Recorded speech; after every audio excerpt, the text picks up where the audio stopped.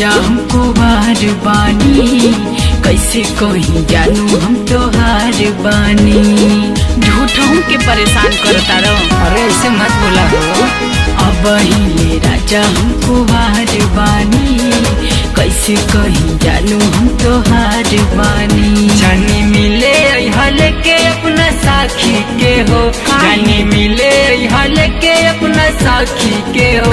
काहे नखरा करेलू रानी देखी के हो, काहे नखरा करेलू रानी देखी के हो, काहे नखरा करेलू रानी।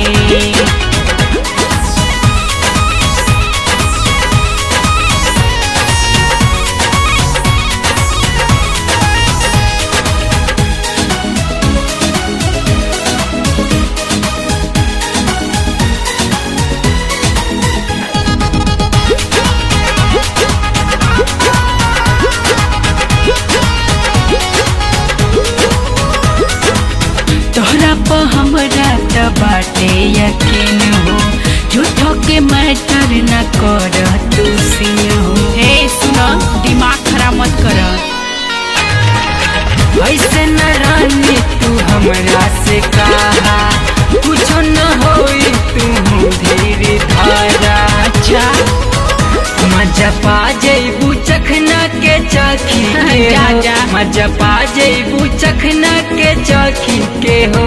काहे नखरा करेलू रानी देखी के हो, काहे नखरा करेलू रानी देखी के हो, काहे नखरा करेलू रानी। मत ना करी।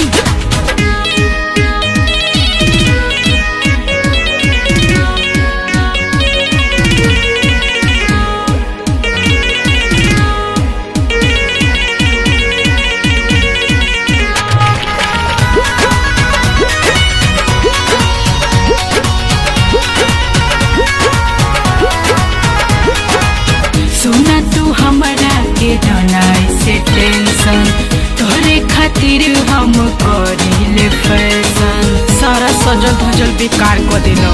अरे सुना रानी हो हमके नाई से सताओ, अपन बना के नहीं दिलवा दुखाओ। अच्छा कसूर बटे हमरा नसीबी, हमरा से मत पूछो। कसूर बटे हमरा नसीबी के हो, काहे नखरा करेलू रानी देखी के हो, काहे नखरा करेलू रानी देखी के हो, काहे नखरा करेलू रानी। Presented by Aradhya Studio.